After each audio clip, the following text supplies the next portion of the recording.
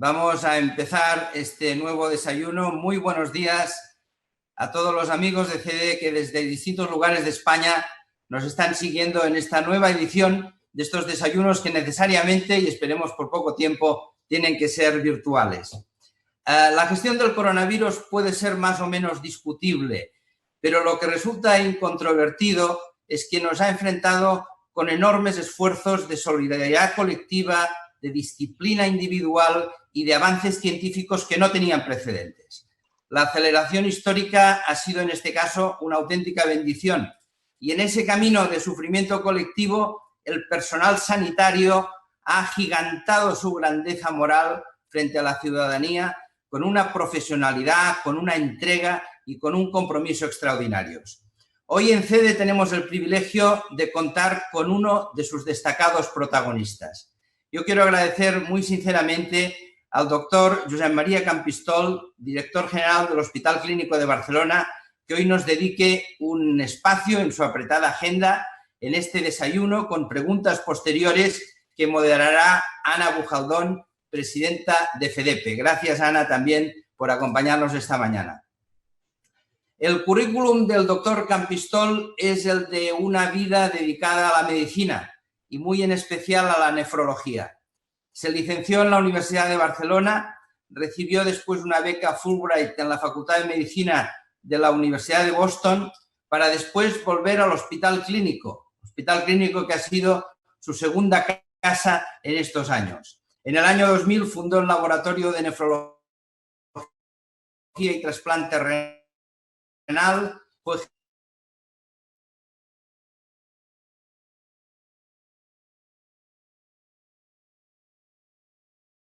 jefe de servicio de nefrología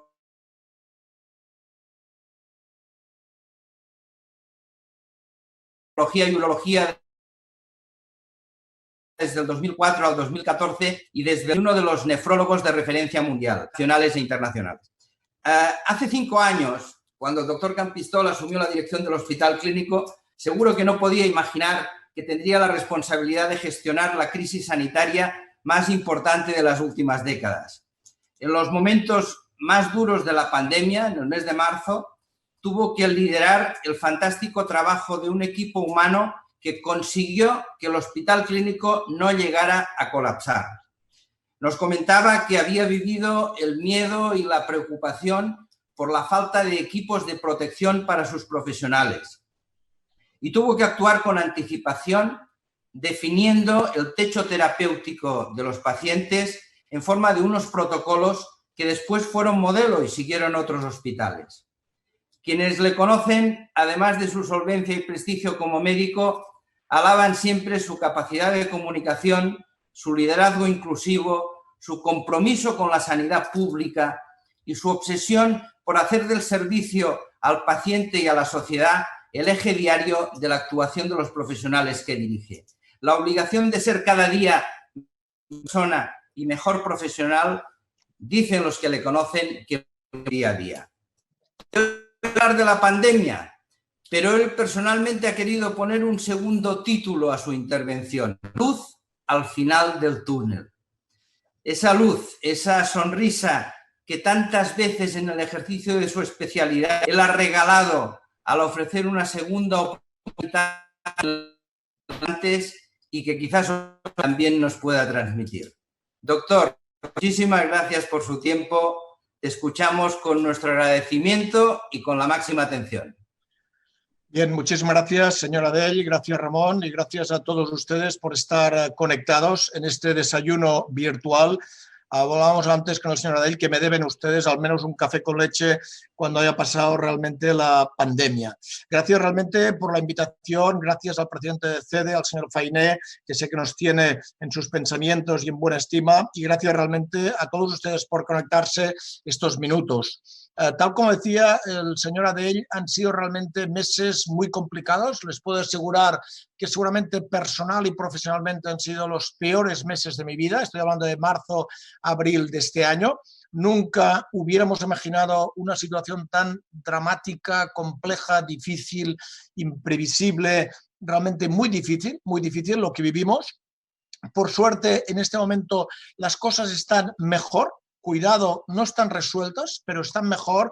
Y a partir de aquí, la idea que habíamos compartido con CEDE y con la Confederación era ver un poco qué ha ocurrido con la pandemia, intentar extraer lecciones, intentar extraer realmente mensajes y sobre todo un mensaje claro de optimismo para todos ustedes. Mi presentación he estructurado esta charla básicamente en 5 bloques. ¿Cuál ha sido la realidad de la pandemia? ¿Qué lecciones hemos extraído, al menos desde el punto de vista médico, de la pandemia? ¿Cómo estamos hoy? ¿Cuáles son las perspectivas de futuro? Y sobre todo un tema importante que sé que les preocupa, que es el tema de las vacunas. Y finalmente, ¿cuáles serían las recomendaciones hoy en esta nueva normalidad? Vamos a empezar con la realidad de la pandemia del SARS-CoV-2. Este es el virus. Este es un virus, esto es una microfotografía donde se puede apreciar las características del virus. COVID, saben ustedes que viene de coronavirus, porque se puede ver perfectamente la corona de espículas que tiene este virus alrededor y que le permite interactuar con nuestra célula, básicamente con la célula respiratoria, con la célula alveolar en el pulmón y a partir de aquí infiltrar y provocar la neumonía, que saben ustedes que es la complicación más grave. Nosotros conocíamos los coronavirus ya nos habían acarreado alguna dificultad y alguna pandemia, nunca de esta magnitud. Saben ustedes que hay aproximadamente 5 como mínimo coronavirus que habitan habitualmente en el murciélago y que probablemente a través de un animal intermedio, y en este caso no se sabe exactamente cuál es el animal intermedio, han llegado al humano, han llegado a la especie humana, han llegado al hombre. Por lo tanto, los coronavirus existían, los coronavirus infectaban habitualmente los murciélagos y a partir de aquí, con estos animales intermedios, con este vector intermedio, pueden llegar a la especie humana y pueden provocar las distintas infecciones y los distintos pandemias que hemos vivido. Repito, nunca con la magnitud de la que hemos vivido actualmente, pero sí que había ya antecedentes. Pandemia que saben ustedes que se origina finales del 2019, principios del 20, en la ciudad de Wuhan, en el estado de Hubei, en China, aproximadamente en el sur de China, y a partir de aquí se extiende rápidamente por todo lo que es Asia, por todo lo que es el sur de Asia, pero rápidamente llega a Europa. Recuerden que llega a Italia, llega a España, llega a Francia, llega a Inglaterra, toda Europa, y a partir de aquí salta América, básicamente, primero América del Norte, Estados Unidos, Canadá, México y posteriormente a nivel de América del Sur. Es evidentemente una pandemia es algo superior a la epidemia y que afecta a nivel mundial y esta pandemia evidentemente ha afectado a nivel mundial. Con algunas diferencias que luego entraremos, pero claramente toda la humanidad y todos los países o casi todos los países han estado afectados y han sufrido las consecuencias de la pandemia. Estos son los números reales de la pandemia a prácticamente fecha de hoy. Esto es el portal de la Johns Hopkins en Baltimore, en lo cual ven que ha habido a nivel reportados prácticamente 70 millones de personas infectadas por el virus. En algunos países realmente con una gran afectación, 15 millones Estados Unidos, 10 millones la India, 7 millones Brasil. Esta cifra de 67 millones probablemente llegará a 100 millones de personas infectadas y por desgracia este virus se ha llevado por delante, ha provocado una mortalidad de, en este momento, más de 1,5 millones de personas. Cifras importantes, como en Estados Unidos, casi 300.000 muertes, Brasil casi 200.000, la India casi 150.000. En nuestro país, en España, en este momento estamos alrededor de 1,7 millones de infectados y una mortalidad alrededor de los 50.000 personas. Es probable que en los próximos meses a nivel mundial, como decía, esta cifra aumente y lleguemos prácticamente, yo diría, a los 100 millones de personas infectadas en el mundo, probablemente en la primavera del próximo año. Curiosamente, este virus ha ido cambiando, ha ido mutando durante estos meses 10 meses prácticamente de infección. Por suerte, las distintas mutaciones no han comportado mayor agresividad del virus y en cada uno de los continentes tiene una tipología, una genética distinta, a pesar de clínicamente ser realmente muy parecido. Saben ustedes que la infección por la COVID-19 es básicamente respiratoria, es básicamente una neumonitis, a pesar de todo es multisistémica, afecta a nivel del cerebro y de aquí vienen las alteraciones olfativas, afecta a nivel cardíaco, afecta a nivel hepático, afecta a nivel renal, por lo tanto es una afectación multisistémica del virus. Saben que el virus tiene dos fases, una primera fase puramente de afectación viral, de proliferación viral, y que posteriormente nuestro sistema inmunitario, probablemente una hiperrespuesta, provoca esta respuesta inflamatoria que a veces es peor que la primera fase. Esto es algo importante y seguramente explica por qué las personas de edad avanzada que tienen ya un sistema inmunitario precario hiperreaccionan con esta infección en la primera fase y provoca esta neumonitis tan importante que en parte es una de las responsables de la mortalidad de nuestro paciente. Neumonitis, que como decíamos antes, es la causa principal de mortalidad del paciente, con un gran componente inflamatorio y en parte directamente relacionada con esta hiperreacción de nuestro sistema inmunitario. Saben ustedes que el virus impacta especialmente en población de edad avanzada, sobre todo en cuanto a severidad y agresividad, que tiene un predominio por los hombres, también sobre todo respecto a la severidad, y que cuando hablamos de mortalidad y sobre todo de casos graves, es sobre todo población de edad avanzada, 60, 65, 70 años, predominantemente varones y seguramente con algún factor de riesgo como puede ser alguna enfermedad crónica, respiratoria o la hipertensión arterial. Claramente, repito, el virus no tiene prácticamente impacto en niños, prácticamente cero, muy poco impacto en la gente joven, joven por debajo de 40 años, y donde debemos centrar realmente nuestros esfuerzos es en la población de edad avanzada, 65, 70, 80 años, donde realmente tiene un impacto importante y donde hay un incremento significativo de la mortalidad asociada a la COVID-19. Por desgracia, el virus también provoca algunas secuelas postinfección y todos sabemos casos de patología muscular, patología cerebral, patología respiratoria. En general, tienen unas semanas, unos meses de evolución y posteriormente, al menos hasta la fecha y en nuestra experiencia, hay una recuperación ad integrum del paciente. Pero es cierto que en las semanas posteriores a la infección, el paciente acostumbra a estar cansado, a tener cefaleas, dolores de cabeza, a tener astenia, a veces a tener dificultad para concentrarse, pero toda esta sintomatología acostumbra a desaparecer en los meses posteriores a la infección y en general, repito, las personas que han superado la infección tienen una restitución ad integrum al cabo de 3, 4, 5 meses.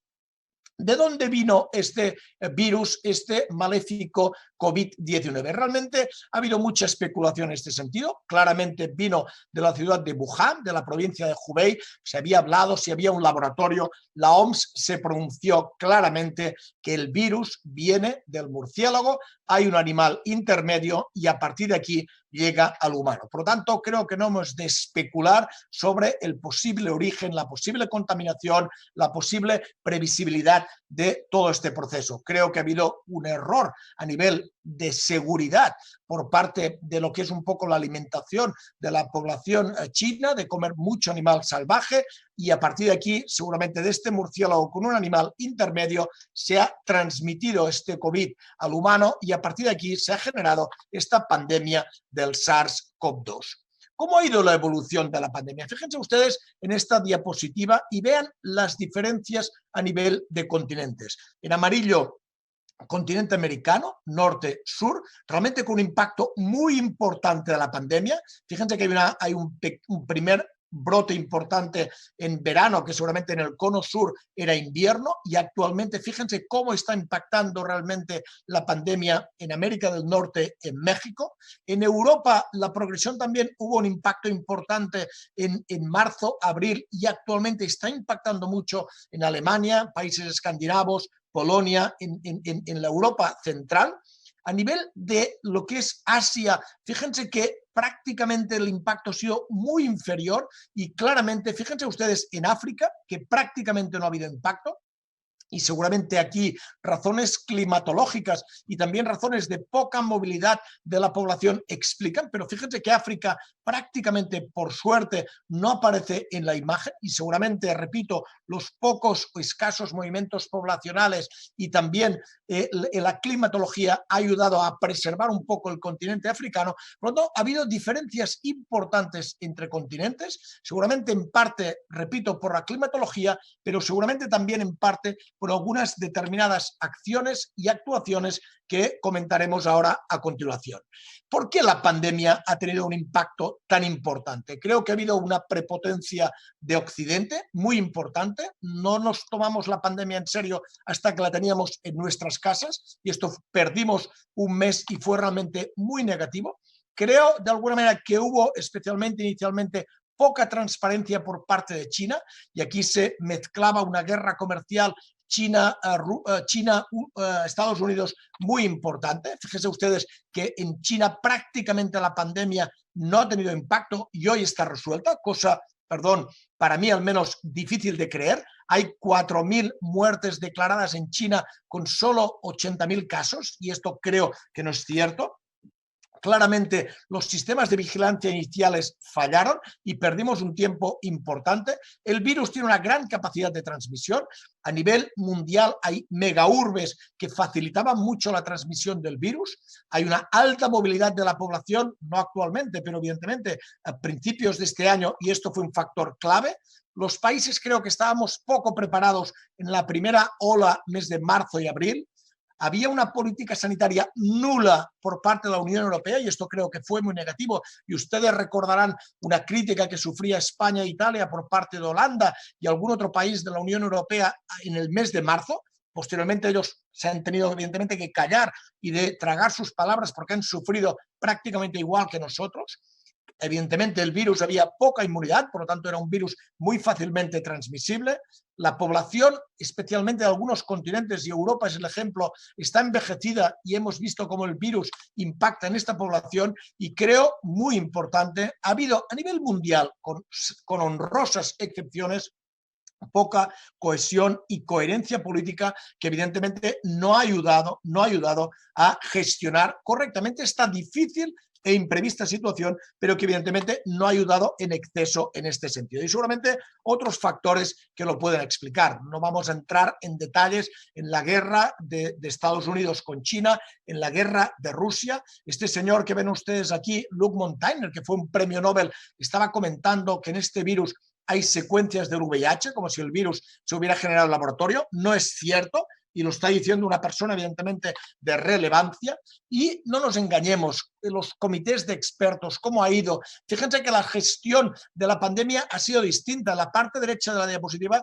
fíjense en determinados países cómo ha sido mucho mejor que en otros, y nuestro país, por desgracia, no hemos sido de los países que mejor lo hemos hecho. Los expertos, y fíjense realmente las diferencias en un país, y fíjense el presidente o el expresidente de Estados Unidos como mira una persona que ha sido reconocida por la revista Time como una de las 100 personas más influencias a nivel mundial, un inmunólogo de reconocido prestigio que saben ustedes que fue maltratado, perdón por la palabra, pero maltratado por el presidente Trump, a pesar de ser una persona, repito, tremendamente de alto prestigio científico, tremendamente responsable. Por lo tanto, creo que ha habido errores globales por parte de muchos países que no han ayudado, evidentemente, a hacer frente a la pandemia y a responder. Y luego hay un milagro que no acabamos de entender, que es China. A pesar de su situación un poco críptica, creemos que China ha resuelto prácticamente la pandemia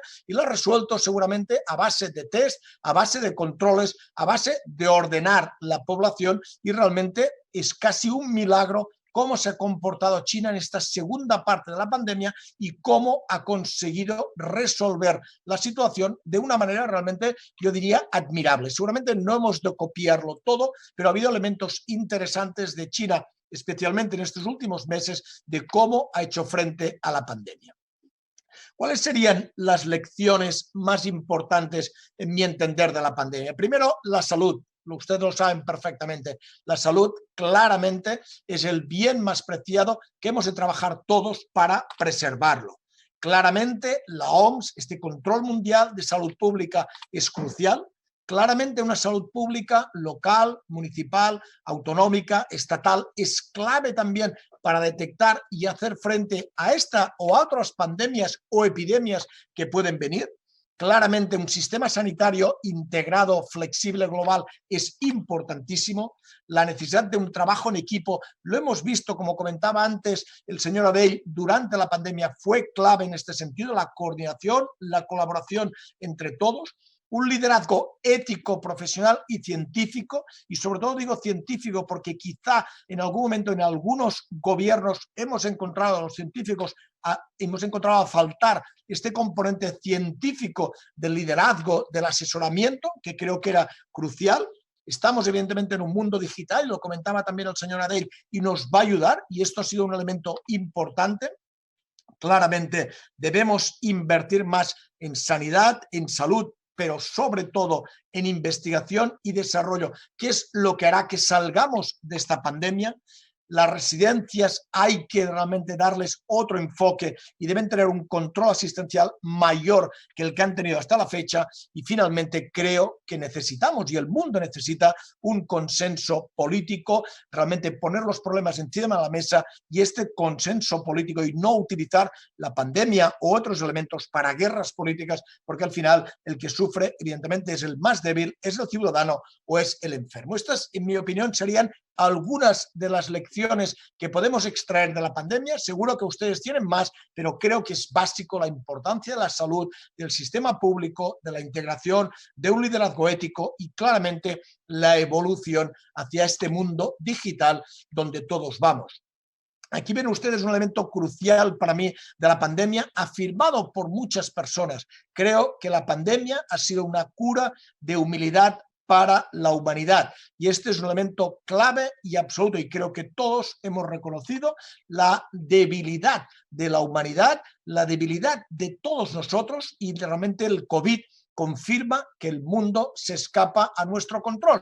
Y esto creo que es positivo, y la madre naturaleza evidentemente está por encima de nosotros, aunque a veces no lo pensamos, pero creo que seguramente es la lección más importante de esta pandemia, esta cura de humildad que hemos sufrido todos desde el primero al último, y que creo que vale la pena retenerla en nuestras retinas y aplicarla realmente en nuestras vidas y en el día a día. El tercer elemento que les quería comentar y compartir con ustedes es dónde estamos hoy en día. Estamos a 15 de diciembre, estamos a 10 días de la Navidad.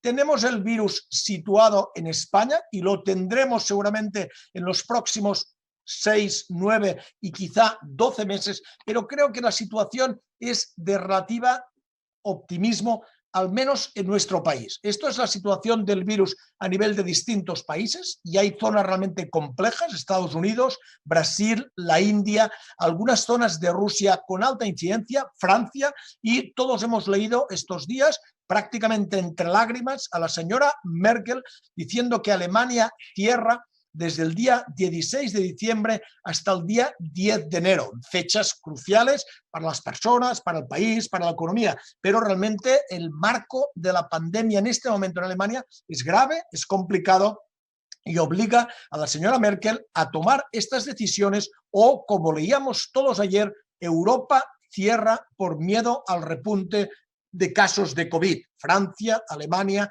Holanda, Italia, Reino Unido. Esta es un poco la situación de Europa. Yo creo, y voy a ser muy prudente, que quizá España estamos un poquito mejor. Estos son datos de este fin de semana. del Ministerio de Sanidad. Fíjense ustedes la evolución de la curva. En la parte superior izquierda, este es el primer brote, este es el segundo brote. Hay diferencias importantes porque hacemos muchos más test y el enfermo es mucho menos grave en esta segunda ola, pero fíjense que a partir de mitad de noviembre empieza a decaer claramente la incidencia de casos, tanto de los asintomáticos como los sintomáticos, y hoy creo que tenemos una situación francamente positiva, que hemos de conservar, pero francamente positiva respecto probablemente a la mayoría de países europeos y respecto a la que teníamos hace solamente un mes. Es cierto que ha habido toda una serie de medidas, como es el toque de queda, como es las restricciones de la vida social, el cierre de comercios, de restaurantes, etcétera.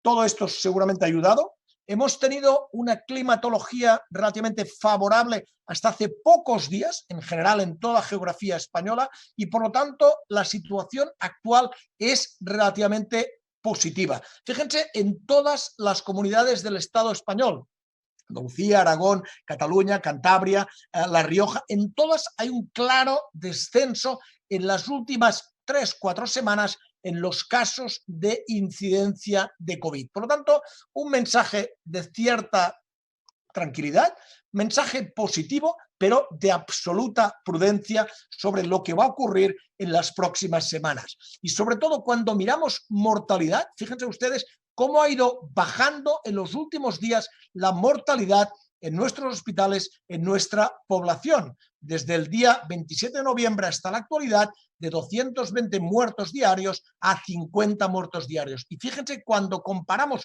toda la epidemia del mes de marzo a abril a la actualidad, el impacto ha sido claramente menor en esta segunda ola, y en este momento da la impresión de cierto control que el que habíamos tenido durante el mes de marzo y abril. Seguramente conocemos mejor el virus, tenemos más test diagnósticos, estamos mejor preparados, los equipos de protección son mejores, los respiradores, la medicación, todo esto ayuda y todo esto favorece que detectemos los casos con más precocidad, que podamos responder mejor, que no haya tanto contagio ni hospitalario ni comunitario, y todo esto ayuda a controlar evidentemente la situación. Simplemente para compartir la situación en el hospital clínico, extrapolable a cualquier hospital de la geografía española, fue este fin de semana.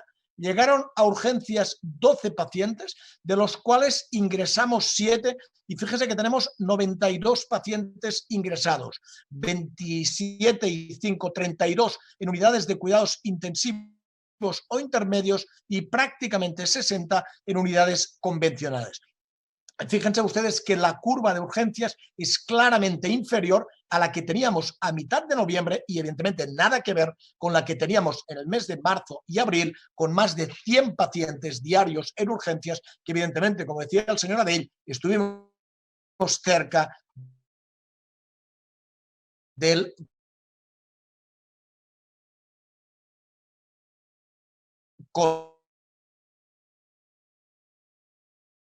colapso. Aquí ven un poco la evolución, marzo-abril, en verano pasamos un verano razonable.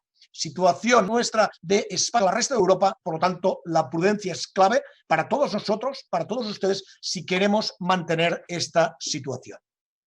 ¿Qué perspectivas nos quedan para acabar de ver la luz al final del túnel? Pues básicamente dos comentarios. Uno, las pruebas diagnósticas, que hemos mejorado de manera espectacular y rápidamente durante la pandemia. Saben ustedes que hay pruebas virológicas que lo que hacen es detectar la infección activa.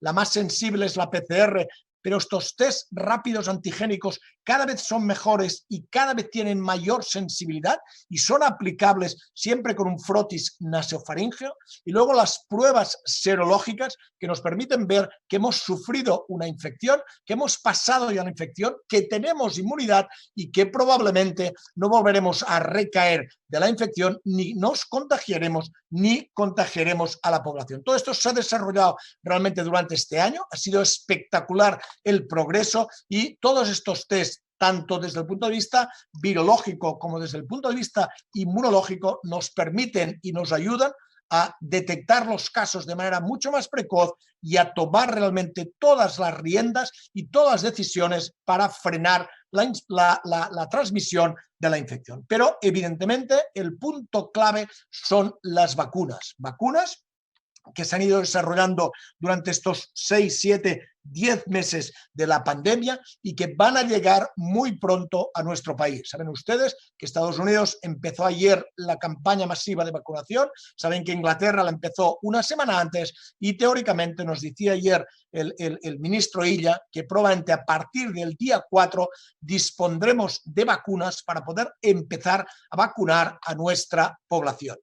Saben ustedes que hay varios tipos de vacuna y ha habido realmente un progreso espectacular en el desarrollo de vacunas, vacunas que nunca se habían desarrollado para llegar a la clínica, aunque había toda la metodología que son todo el tema del ADN o del RNA, que lo que consiguen es activar nuestro sistema inmunológico, tanto la inmunidad humoral, anticuerpos, como la inmunidad celular para hacer frente a la infección.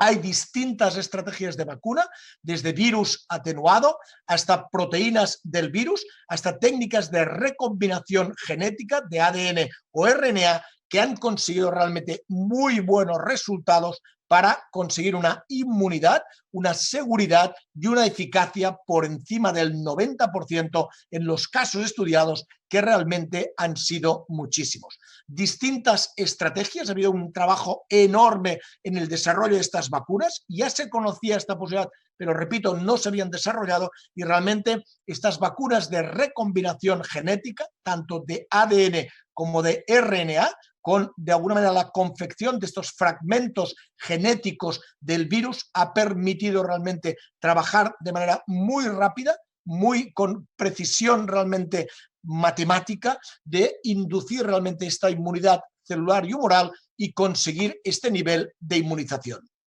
Nos dice el CDC es el Centro de Control y la Prevención de Enfermedades americana, fíjense ustedes que está traducido literalmente, pero creo que es importante.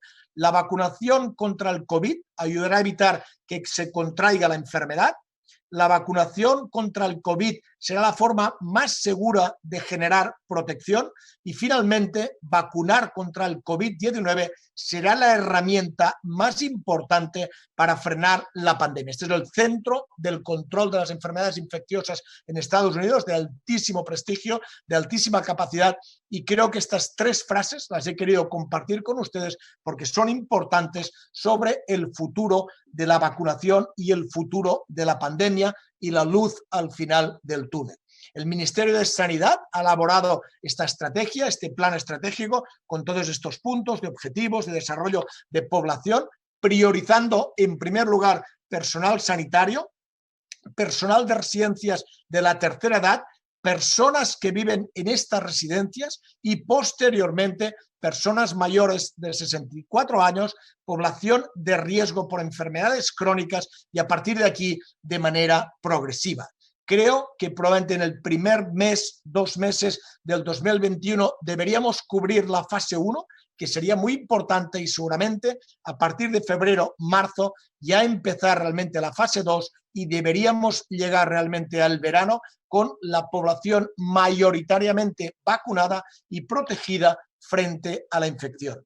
Saben ustedes que la industria farmacéutica y los laboratorios se han lanzado a encontrar distintas vacunas, virus vivo atenuado, virus inactivo, adenovirus atenuado, las de ingeniería genética y las de proteínas, y que seguramente muy pronto en nuestro país y en Europa dispondremos de la vacuna de Moderna y la vacuna de Pfizer, que son de ingeniería genética, y seguramente de este virus atenuado, de este adenovirus atenuado de AstraZeneca, que es la vacuna de Oxford. Realmente el disponer de estas 3 vacunas nos va a dar tremenda seguridad y nos va a permitir esta campaña masiva de vacunación, que es lo que va a permitir realmente hacer frente de manera objetiva a la pandemia, a la infección. Aquí ven un poco las distintas compañías, las distintas vacunas, la cantidad de dosis que ha comprado la Unión Europea, por lo tanto no debería haber ningún problema para que todos nosotros nos pudiéramos vacunar, y creo que este es un punto clave.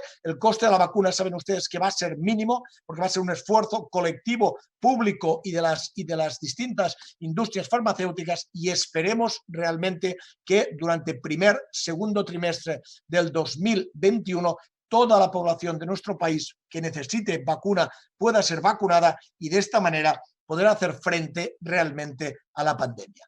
¿Por qué hemos ido tan rápido y cómo hemos conseguido realmente este desarrollo? Este es un artículo aparecido ya en julio donde esgrimía básicamente 6 argumentos para responder a esta rapidez de generación de eficacia y de seguridad de la vacuna. Primero, era un virus familiar, ya lo conocíamos, ya conocíamos los coronavirus. Es una infección aguda y en infección aguda es más fácil la vacuna que en infección crónica. Claramente hay un enfoque de vanguardia en esta ingeniería genética, en este desarrollo molecular de la vacuna. Ha habido obviamente mucho dinero público y privado para conseguir la vacuna. Ha habido agilidad regulatoria y hay evidentemente importantes desafíos ayer, hoy y mañana para hacer frente a la pandemia. Pero creo, tal como decía el señor Adell, ha sido un reto importante y el conseguir la vacuna en un tiempo récord, una vacuna eficaz y segura, va a ser clave para resolver la pandemia y poder volver realmente en el verano del 2021 a la absoluta normalidad y que este SARS-CoV-2, esta pandemia, esté en nuestros recuerdos, que no perdamos la memoria, que siempre es importante, pero que realmente la hayamos superado y deje de haber pacientes y sobre todo deje de haber víctimas relacionadas con la pandemia. Termino recomendaciones en esta nueva normalidad. Yo creo que todos lo sabemos, con una salud consciente, con un consumo responsable, con una convivencia y socialización prudente, importantísimo todos estos aspectos, pero sobre todo hay luz al final del túnel y estamos llegando al final del túnel y creo que nos va a ayudar muchísimo el tema de las vacunas. No olviden ustedes, hasta la fecha, las 3 medidas tan sencillas de la mascarilla, de la distancia y del lavado de manos. Tan sencillo como esto: mascarilla, distancia y lavado de manos. No olviden proteger a la población vulnerable, población mayor, población con patología, pacientes con cáncer, con patología respiratoria, muy importante. Sobre todo, cuando le ofrezcan la vacuna, espero a partir del 4 de enero, vacúnense ustedes si no han sufrido la infección. La vacuna va a ser clave para resolver. Es una vacuna segura, es una vacuna eficaz. Por lo tanto, por favor, vacúnense ustedes cuando su médico de cabecera, cuando su hospital le llame para vacunarle. Va a ser clave. Y sobre todo, espero y deseo que todos ustedes se hayan vacunado de la gripe y si no lo han hecho, por favor, vayan rápidamente a su área básica de salud porque les quedan pocos días y protegerse de la gripe va a ser realmente importante también en este invierno que vamos a empezar muy pronto y que todavía va a haber ciertas dificultades y que debemos superar con una nota alta, porque estamos hoy mucho mejor que lo que estábamos hace un mes y medio y hemos de mantener esta situación. Y termino simplemente con este mensaje de resiliencia en tiempos de pandemia que creo que todos lo tenemos introducido, pero tal como decíamos, con un cierto componente de optimismo. Y para terminar, agradecer realmente a CEDE, a la Confederación, toda la ayuda que recibimos durante el primer brote. Realmente fue muy importante con la colaboración del señor Xavier Brosa, de todo su equipo, que realmente fue decisivo para el desarrollo de estos ventiladores. Y muchísimas gracias realmente por su atención y agradezco siempre a todos los profesionales del clínico y de toda la sanidad el esfuerzo ingente que han hecho durante este año 2020. Muchísimas gracias por su atención y si les parece dejo de compartir la presentación y estaré encantado si tienen ustedes alguna pregunta o alguna duda. Muchísimas gracias. Muy bien, pues muchísimas gracias, doctor Campistol, por tu interesante exposición. Sin duda, estaremos todos muy de acuerdo en que una de las reflexiones y conclusiones de esta crisis es que nos ha demostrado que la responsabilidad es compartida y también el sentimiento de que tu destino depende no solo de uno mismo, sino de todos los que te rodean. Bueno, soy Ana Bujaldón, presidenta de FDP, y estoy encantada de ser la moderadora de este encuentro virtual patrocinado por Suez y Deloitte. Gracias. Creo que en estos momentos es muy importante escuchar a nuestros profesionales, a nuestros científicos y médicos para poder superar una crisis económica y sanitaria sin precedentes en nuestra historia reciente. Después de esta brillante exposición del doctor Campistol, hay muchísimas preguntas, así que si te parece damos paso al debate, Josep. Y la verdad es que hay bastantes, tenemos que acabar a las 10 en punto y algunas las aglutinaremos. Voy con la primera.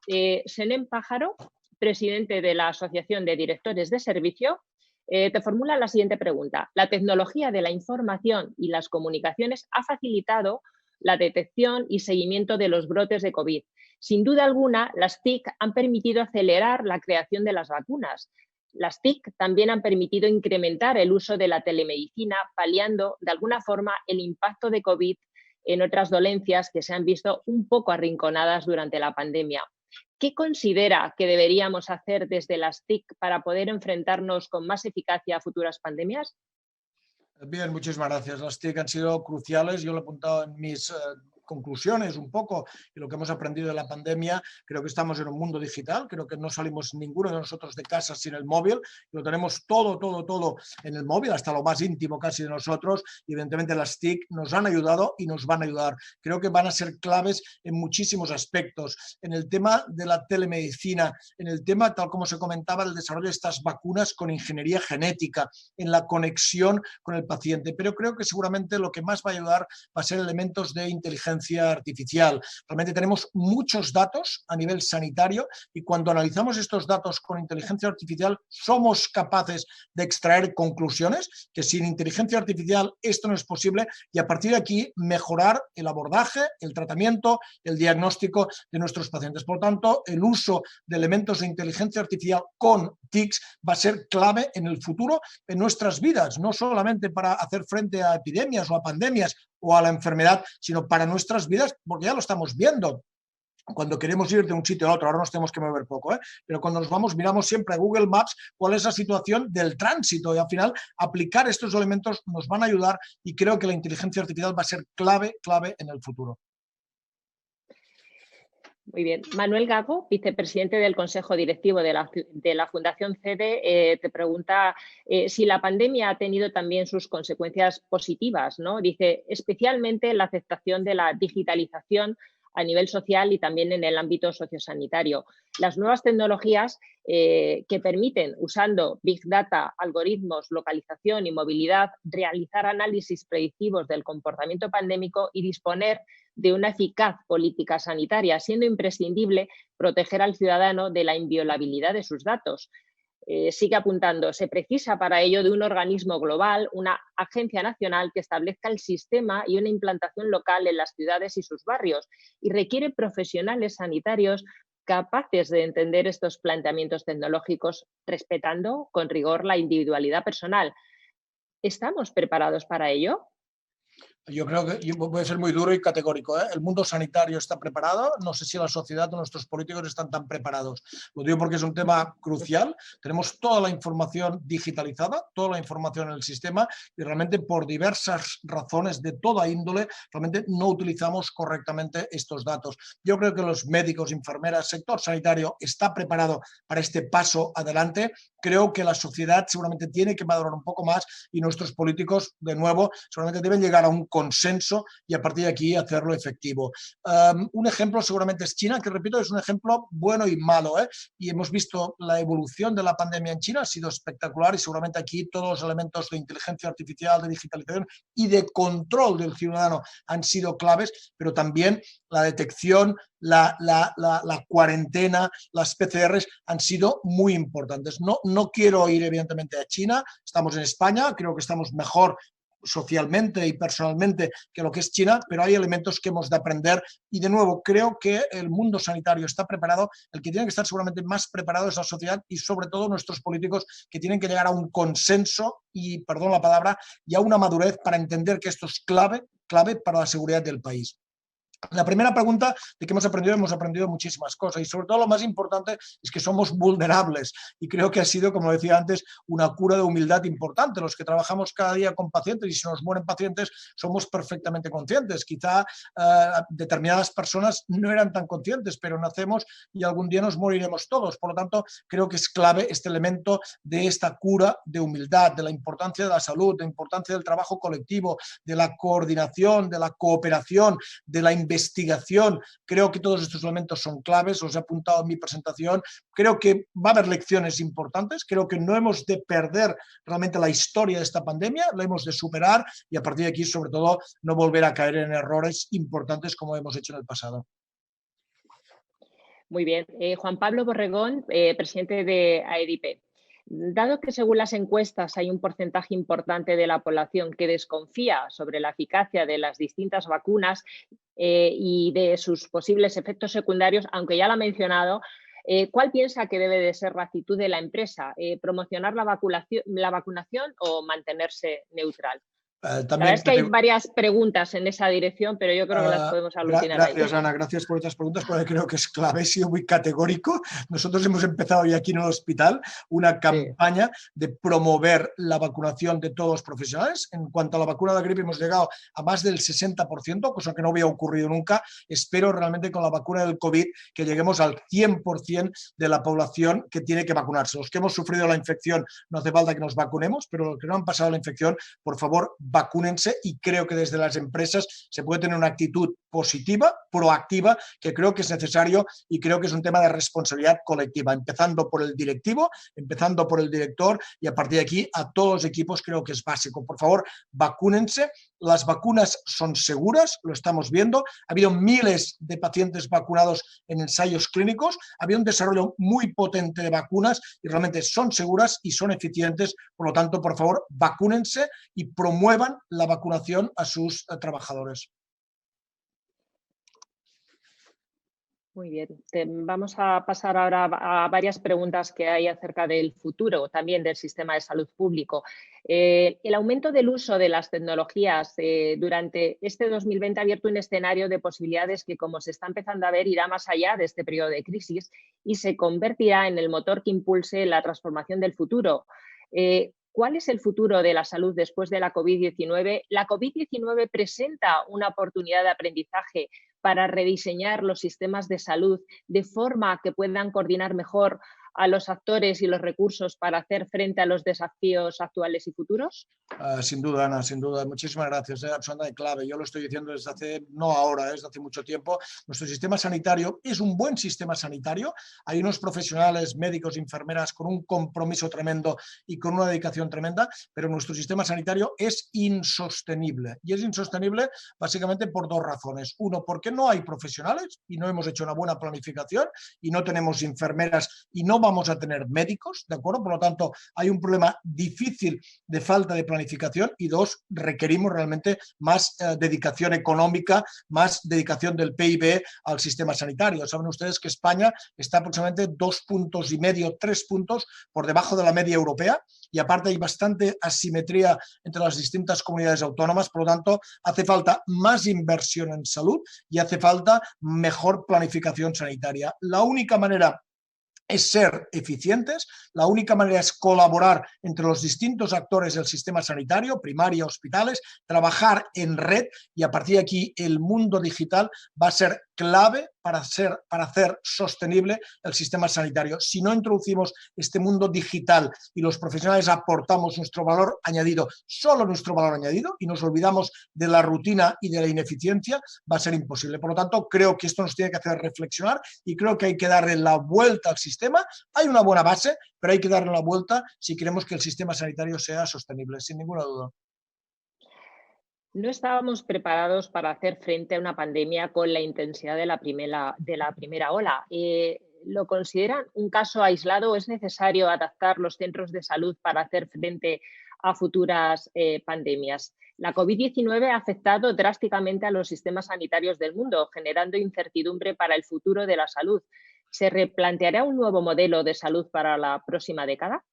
Sí, sin duda, es un poco la misma pregunta anterior, un poco la continuación, ¿no? Yo creo que nos hemos dado cuenta de lo que hacemos bien, de lo que no hacemos tan bien, nos hemos dado cuenta de la necesidad de que nuestro sistema sanitario sea eficaz y sostenible, y a partir de aquí hay que darle la vuelta. Yo creo que hay muchas, y perdón, ineficiencias en el sistema sanitario.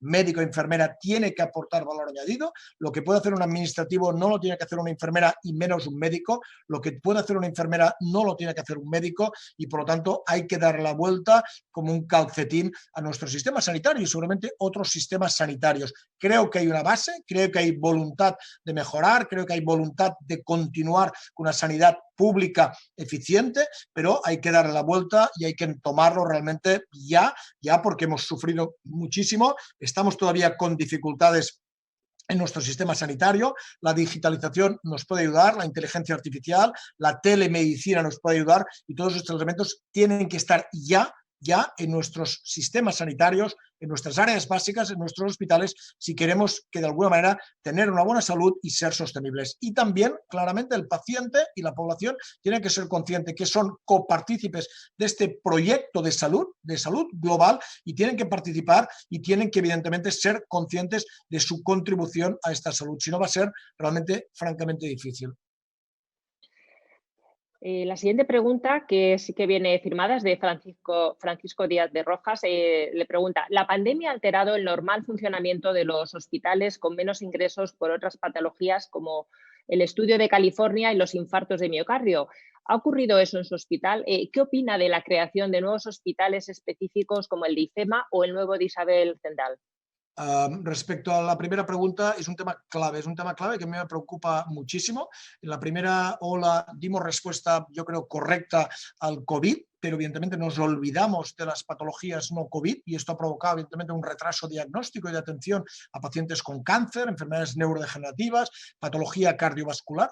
En esta segunda ola lo hemos tenido muy presente y hemos operado prácticamente igual que el segundo semestre del año 2019, porque éramos conscientes. Hemos estresado un poco la organización, pero hemos dado la mejor respuesta. Pero creo que es clave, porque si no, esto va a tener un impacto muy importante mañana y pasado mañana en la población. No es lo mismo operar un cáncer hoy que dentro de 2 meses o dentro de 3 meses. Ya ha tenido un impacto importante. Hay una reducción considerable del diagnóstico de cáncer en nuestra área de influencia, de alrededor de un 20%, y esto seguro que en un futuro va a tener consecuencias. Por lo tanto, este es un tema clave que hay que tenerlo presente y que hay que intentar dar la mejor respuesta. Sé que es forzar la máquina, sé que es tensar el sistema, pero creo que es absolutamente clave. Respecto a los hospitales, un poco de ayuda, creo que fueron importantes en la primera pandemia. Nosotros abrimos un hotel salud, que llegamos a tener 350 pacientes a 2 bloques del hospital, y creo que fue muy importante porque no cabían más pacientes en el hospital. Después hubieron los pabellones, nosotros no utilizamos ningún pabellón. Creo que estas ayudas en un momento determinado fueron importantes. Hay una dificultad clave, que es que no hay personal, porque ya no hay personal en el hospital, por lo tanto no va a haber personal en estas estructuras accesorias. Hoy el hospital que han instalado ustedes en Madrid, bueno, puede tener su funcionalidad. Tal como va la pandemia, da la impresión de que seguramente no nos hará falta y no lo necesitaremos, esperemos, pero de nuevo hay una dificultad sobreañadida, que es la falta de personal, de médicos y enfermeras para trabajar en estos sitios, porque estaremos, desvistiendo un santo para vestir a otro. Si en el hospital tenemos dificultades para cubrir todos los turnos, para cubrir el fin de semana, para cubrir la UCI, más dificultades vamos a tener en cubrir un hospital nuevo que hemos generado para hacer frente a la pandemia. Yo creo que en la primera ola fue muy importante, creo que en esta segunda ola, creo y espero y cruzo los dedos, no va a ser tan necesario. Como presidenta de FEDEPE, casi siento la obligación de preguntarle sobre el papel de las mujeres también en esta crisis. Hemos visto profesionales en los hospitales llorando de cansancio y por todas las situaciones dramáticas que viven en primera línea. Muchas de esas profesionales son mujeres, porque el sector de la sanidad está muy feminizado. Sin embargo, liderando hay muchas menos mujeres. ¿Por qué cree que es esto? Bueno, esto es un tema histórico y tal, ¿eh? Sabe usted que en la Facultad de Medicina tenemos aproximadamente el 60% de chicas y un 40% de hombres. Es verdad que en los cargos directivos es una proporción 80 varones, 20% mujeres, pero realmente en la pandemia han tenido un rol crucial, ¿eh? Y que conste que le he puesto una foto dedicada a usted, Ana, de la presidenta Merkel, la presidenta de Nueva Zelanda, la presidenta de Noruega, de lo bien que la han hecho, ¿eh? Y no pensaba que me hiciera usted esta pregunta, ¿eh? Pero claramente las mujeres han tenido un rol importante, directivo, y un rol importante en atención médica y en atención de enfermería. Yo creo que estamos revirtiendo razonablemente la situación. Aquí en el hospital tenemos en muchas áreas directivas paridad hombres-mujeres. Yo soy un fanático de las mujeres directivas y de las doctoras jefes de servicio, y intentamos realmente ayudar en este, no ayudar, sino valorar en este sentido, y creo que hay mujeres tremendamente profesionales, tremendamente comprometidas y que han ayudado mucho en la pandemia. Y no han ayudado solamente en el hospital, han ayudado a nivel familiar, manteniendo la homeostasis. El mes de marzo y abril, que fue terrorífico, había muchas enfermeras y doctoras que no podían ir a su casa porque tenían dificultades realmente para no contagiar a su familia, y las teníamos realmente en un hotel al lado del hospital con un compromiso y con una dedicación espectacular, ¿eh? Repito que el rol de las mujeres en general en nuestro país y en la sanidad es absolutamente crucial y va a ser más importante en los próximos años, y yo creo hay un compromiso absoluto en este sentido, ¿eh? Muchísimas gracias. La verdad es que nos quedan 4 minutos. Hay muchas más preguntas. En relación a todo el personal que trabaja en el hospital, médicos, enfermeras, personal de limpieza, de gestión, ¿cómo han afrontado desde la dirección del centro la gestión de la crisis de la primera ola de la pandemia y cómo afrontan los próximos meses? Todo parece indicar que entraremos en una tercera ola de contagio. ¿Cómo se preparan para hacer frente a esta situación? ¿Estamos mejor preparados? ¿Qué hemos aprendido del pasado?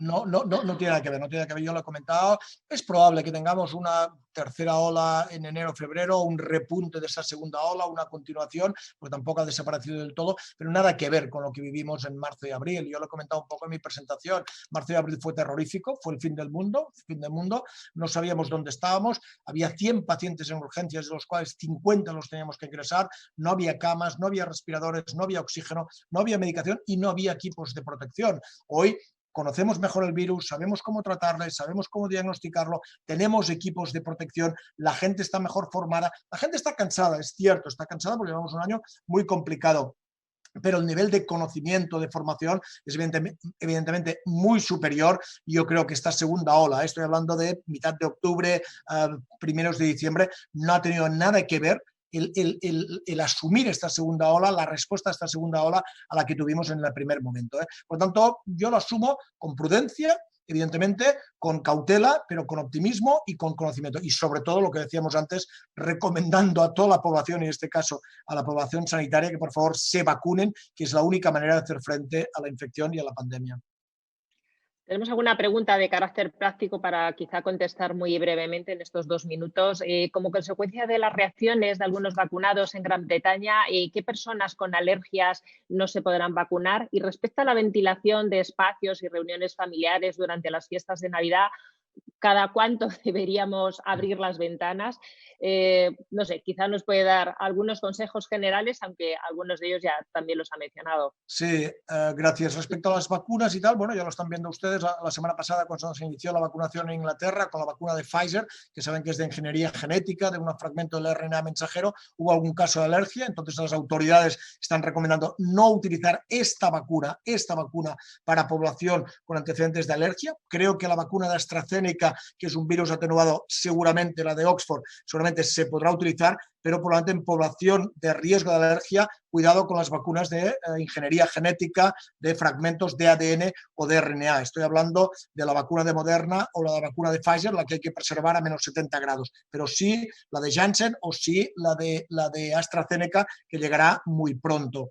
Respecto a la ventilación, es clave. Este es un debate que ha habido, que también hemos tardado mucho en reconocer la importancia de los aerosoles. Ventilen su casa, igual que hacían nuestras madres, nuestras abuelas, ventilando la casa cada día y los fines de semana, ventilen la casa. ¿Cada cuándo? Yo creo que periódicamente, o tengan una pequeña espita en la ventana. Ya sé que hace frío ahora y que va a hacer más frío, no se resfríen, no tengan neumonias, pero ventilen la casa con un poco de sentido común. Hay una serie de aparatos que detectan el CO2, evidentemente sofisticados, son perfectos. A partir de un nivel determinado de CO2, por favor, abran las ventanas. Pero no deberíamos llegar aquí, simplemente distancia, manos, mascarilla y un poco de precaución, evidentemente aire libre, terrazas y ventanas un poco abiertas para que circule un poco el aire, un poco en este sentido y básicamente, Ana, sentido común.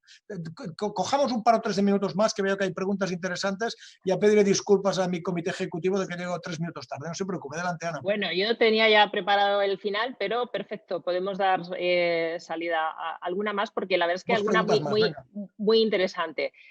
Por ejemplo, en unos días vamos a despedir el 2020, pues ¿cómo ve el 2021? ¿Podemos tener esperanza, aunque sí ha contestado a ese regreso a la normalidad que puede estar en el próximo verano? Pero también volveremos a esa normalidad a nivel sanitario. Parece que tras el gran impacto del virus, sobre todo, hay que hacer frente también a sus consecuencias mentales, hablamos de aspectos mentales, emocionales en los ciudadanos, estrés, ansiedad, fobia al contacto personal, fobia a los espacios públicos. Esta es una de las preguntas que han llegado, otras son referentes a la vacuna. Respecto a la normalidad, ya lo he comentado antes. A ver, yo creo que deberemos aprender a vivir un poco una nueva normalidad. Y seguramente en invierno nos deberemos poner quizá la mascarilla, al menos durante un par o 3 de años, porque también hay la gripe y con la mascarilla prevenimos la transmisión de la gripe. Respecto al COVID, yo creo que si hacemos bien las cosas y tenemos una campaña potente de vacunación, deberíamos llegar al verano en condiciones normales, pero también hay que tener en cuenta que seguramente el COVID-19 habitará entre nosotros y que probablemente cada año tendremos algún caso. Evidentemente, cuando mayor inmunidad comunitaria haya, menor riesgo habrá, las vacunas estarán introducidas, seguramente nos deberemos revacunar, pero habrá menos casos de COVID, pero deberemos aprender. Yo creo que un punto clave que ha preguntado Ana es el tema psicológico. La gente tiene miedo, la gente está asustada, y esto nos costará cambiar esta actitud. Y este es un punto clave que evidentemente lo aprenderemos, porque al final somos animales que aprendemos y por lo tanto aprenderemos de nuevo a tocarnos, a relacionarnos, a ir a cenar con amigos, etcétera, etcétera. Pero este miedo que nos ha generado realmente el virus va a tardar tiempo en desaparecer de nuestra mente y en volver a la normalidad. Y yo creo que este es un ejercicio muy importante. Evidentemente, en el momento de la vacuna, cuando no haya casos, cuando no haya tanta presión mediática, todo esto irá aminorando, pero va a tardar meses seguramente en volver esta normalidad psicológica y este nivel de seguridad. Pero volveremos a la normalidad y haremos las cosas bien y volveremos a abrazarnos y me podrán invitar ustedes a un café y a un desayuno, espero muy pronto. Bueno, eso sería una noticia fantástica. Verano del 21, Ana, verano del 21, reserven ustedes billetes para viajar, para ir en cruceros, para ir a la playa, para ir a la montaña, para estar con amigos. Verano del 21 hemos de volver a la normalidad y estoy seguro que entre todos lo conseguiremos. Pues ojalá que sí, espero que sí, lo deseamos. Yo creo que podemos contar con CEDE y ese desayuno para el verano del 2021. Se quedan muchas preguntas en el tintero. Sí quería trasladarle, sobre todo, que hemos recibido muchos mensajes de felicitación por su exposición, por lo didáctico, por lo claro. Así que, en definitiva, hemos agotado el tiempo, nos hemos pasado 3 minutos. Muchísimas gracias por vuestra participación, a todos los que estáis conectados, muy especialmente al doctor Josep María Campistol, por su tiempo, por su interés, por su buena energía y ese positivismo.